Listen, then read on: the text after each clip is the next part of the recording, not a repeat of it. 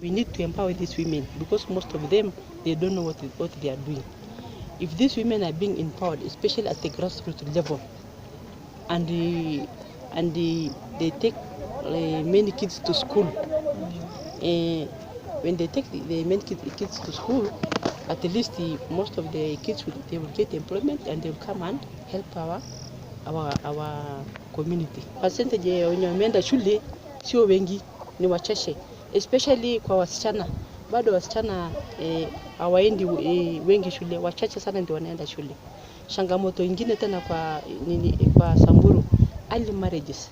Tunaona watoto wadogo bado still wanaolewa. Na hata sisi tukiwa MCAs tunahimiza community yetu wasikubali watoto waolewe, watoto wasome, alafu ndio ili kesho wapate kuwasaidia. Jamii yetu ya kwamba tunastahili kusomesha wasichana. Unajua wasichana bado tunafinyiliwa, unasikia kwamba msichana akisimama kwa Samburu kutafuta elective post bado tunapingwa. MCA ni kitu rahisi sana. Unastahili tu kuwa umesoma, na hata kama hujasoma na uko active, utashaguliwa kama una sera zako zinajulikana, umeuza sera zako vizuri, kila naunga hawa waingie politics, maana hapo pia ndio tunaweza wakilisha wakina mama wenzetu.